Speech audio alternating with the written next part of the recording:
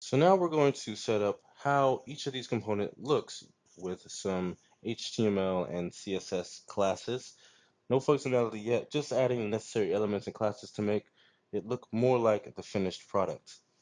The app may look a little bit different from the last video because I added my own style.css, which you can go ahead and download inside of the course files in replace of the style.css that you have right here in your source folder.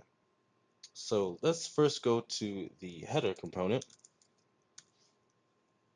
and we're going to take out this span, and we're going to replace it with some HTML that I have for you guys. And that's going to be a header element. And inside that header element, we're going to have a div with the class of row.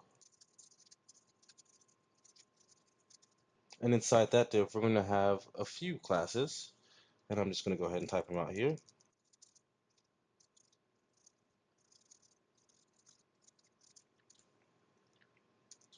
What these classes mean, they are just materialized.css classes as well as classes that I have made for myself. And that just means that this is a column. It's going to be 4 wide. It's going to have an offset of 4, and it's going to be centered aligned. And inside here, we're going to get an icon from materialize.css. The way we do that is we have a class called material icons. And inside there, we're going to type search, and that's going to give us a search icon. So if we save that and look at the application, you'll see that we have our nice little search icon, which is center aligned in our application. Now let's go ahead into the app component.html. And inside here, we're going to go right here and type a main component or element. And we're going to move our display movie and search movie inside there. And we're going to change the search movie to be search dash movie instead of just search. And then we're going to change that inside our search file, search component.html or TS. Perfect. And then we're going to go ahead and wrap this also inside of a container. If we go back, you'll see that it's moved over a little bit and we're starting to look like our actual application. Next, let's go up to our footer. So footer.component.html. Let's take this out and we're going to put this inside of a footer element with a class of page-footer. And inside there, we're going to have a container class. And inside that, we're going to have a row. And inside that, we're going to have a column.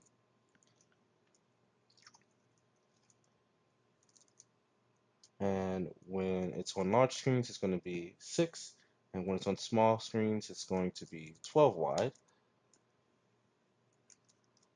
Then we're going to have an H5 inside there with a class of type white text.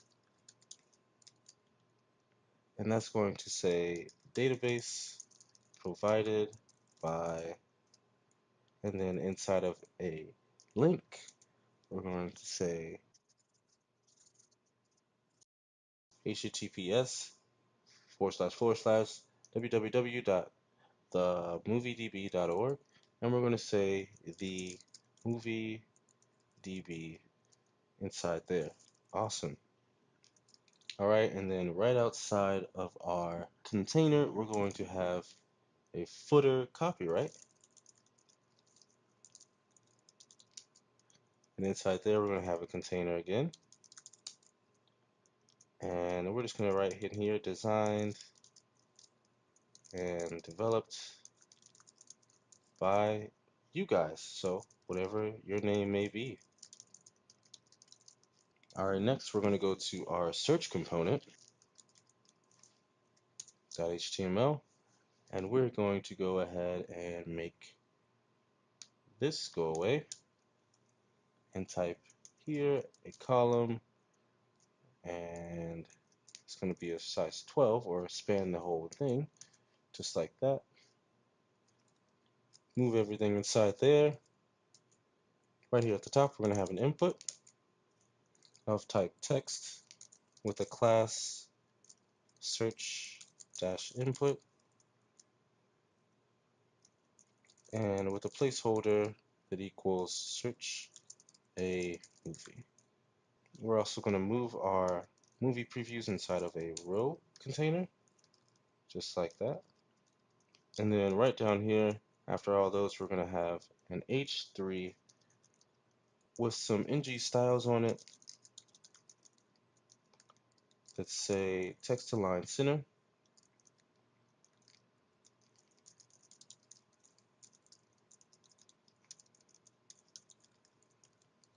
And that's going to say no results found. And let's go ahead and say for search. So we're going to make that variable right up here by making an ng module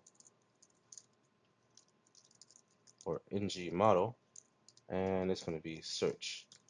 And this is going to crash unless we go to our app.module and go ahead and import that forms module from Angular Forms and put it inside of our imports. So now if we save this and we go back to our application, we should see no results found for love. Exactly.